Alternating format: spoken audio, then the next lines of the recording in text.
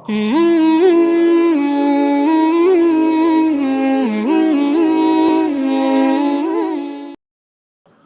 بالله من الشيطان الرجيم بسم الله الرحمن الرحيم الحمد لله رب العالمين والصلاة والسلام على أشرف الأنبياء والمرسلين حبيب الله العالمين أبي القاسم المحمد اللهم صل على محمد وعلى أهل بيته الطيبين الطاهرين المعصومين. Before we start, I wish to congratulate all of you and the Imam of our time for the birth of the anniversary of Ameerul Mumineen Ali ibn Abi Talib. And it is said that we know the famous hadith in which many of us already know this, which says, La fata illa Ali, la sayfa illa dhul fiqar.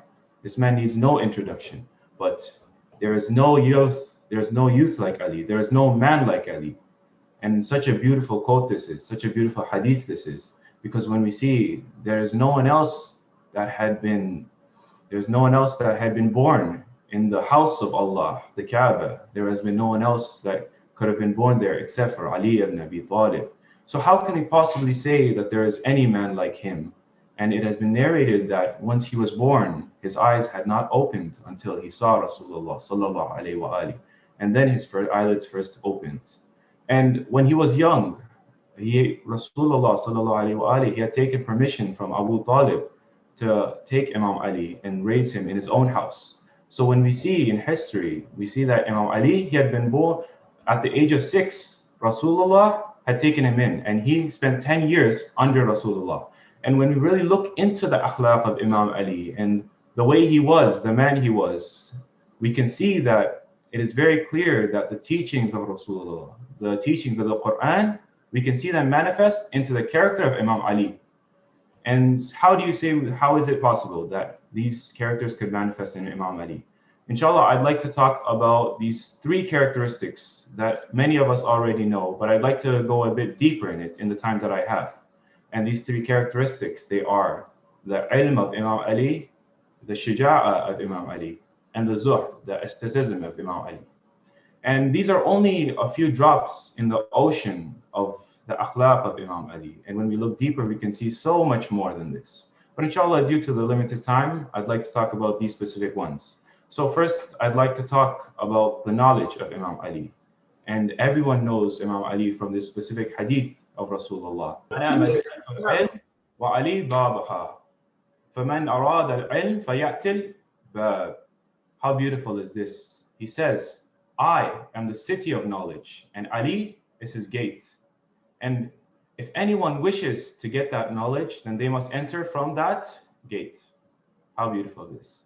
And it has also been narrated from Ibn Abbas. He said that by Allah, Ali has been granted 9/10 of all knowledge. And by God, he shares that 1/10 that everyone else has.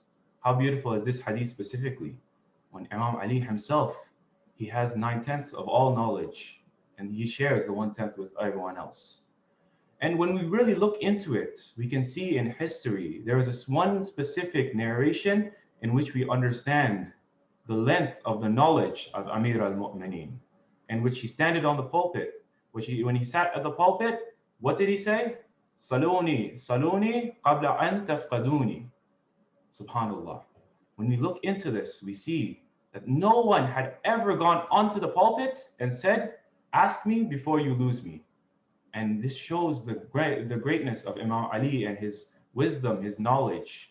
No one else from the ashab of the Prophet could even go up there and ask to be challenged, for anyone to challenge him and to ask about his knowledge, except for Ali ibn Abi Talib. And when we look into history and through the Khalifas of the time, every single one of them had gone to Imam Ali for advice. And it has been said from Umar, when he said, Lawla Ali lahlak Umar. And we can clearly see that if it were not for Ali, Umar would have perished. So it is the wisdom of Ali and it is the knowledge of Ali that we have still kept this Islam, and he has been there to spread the message of Rasulullah after him. So now I want to go on to the second. The second one is the bravery of Imam Ali, the shuja'ah. And we can clearly see that this is the man who tore apart the doors of Khaybar, and he is the man who fought valiantly with Rasulullah in such battles. And this is a man who has been called Asadullah. He is the lion of God. There's no sword like his. And it has been said by the second Khalifa that, I swear to God, if it weren't for the sword of Ali, the pillars of religion would not have been established. They would have crumbled. How great is this from Imam Ali, that without his sword, Islam would not have been established in the way that it has.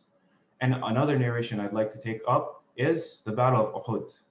In the Battle of Uhud, the Muslims, later into the battle, they had been attacked by the mushriks. And when they were fighting, there had been rumors. There had been rumors that Rasulullah sallallahu alaihi wasallam, he had been killed in battle. And with these rumors onto the battlefield, the men, they had feared for their lives. They had feared for the fact that they would have lost and that they must run away. And when we look into the battle of Uhud, we can see there is no one else standing but Ameerul Mumineen. When Rasulullah sallallahu alaihi wasallam, he had been attacked and he was beaten, who was there to protect him from the mushriks that were there who wanted to kill him? It was no one else but Ameerul Mumineen. And we can take this into our lives. We can see that when everyone else has fallen and when everyone else has run away, what should we do? Even if we have to be alone, we must stand on that path and we must defend, even if we are by ourselves. And the final attribute that I like to talk about is the zuhud. And what is zuhud? We can see that zuhud in English, it would translate to asceticism. What does asceticism mean? When we look at asceticism, we see that it is when you abstain from the worldly desires. And who else but Imam Ali could show us what it means to abstain from this world?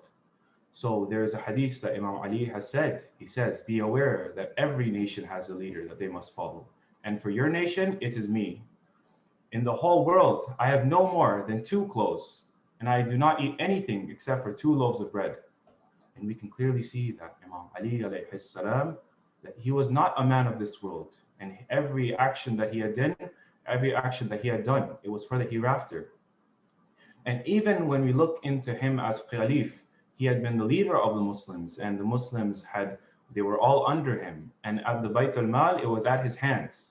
If he wished, he could have taken any money from there, and he could have shared it with himself, his family, and his close ones. But when we look into the history, we see that Imam Ali, Ameerul Mumineen, he had still lived the same life that he had lived before he was Khalifa and after. So how beautiful is it that even when he was tested with this, he had still come out strong and he had still thought about the hereafter. So even through this, we understand that this world, it is only a test for the believers. And Imam Ali, he knew this well more than anyone else. And I just want to spend this last part of my speech, and I wanted to talk about asceticism in specific. So when we look at abstaining from the worldly desires, we can learn from Imam Ali alayhi salam, and that asceticism in itself and abstaining, it is not that you own many things, but rather that these things, they own you. And how impactful it is in our daily lives. When we see into our daily lives that everything that we buy or the things that we have, our computers, our cell phones, our games or such, we find ourselves there, we are owned by them, not that we own them, but they own us. And sometimes we lose ourselves and we sway off the way of Allah. And these things, they take up our time and such.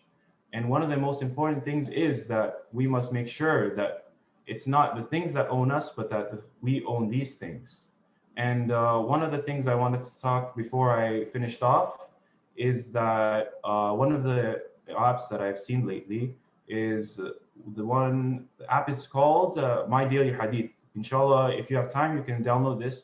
But it's for a reminder, and it gives us a hadith from all of the Imams and Rasulullah sallallahu alaihi wasallam, so that we can, every day, it gives us one hadith, and we can remember Allah, and we can do dhikr of Allah. For the dhikr of Allah, it's the most important thing for us to understand that this world, it is not a permanent world, but rather a temporary one for us, and that our final abode is the hereafter. So inshallah, we can take these lessons from the life of Imam Ali, and then we can use it for our own selves, so that we can become closer to Allah. And through this, we can become better Muslims. Wassalamu alaikum wa rahmatullahi wa barakatuh.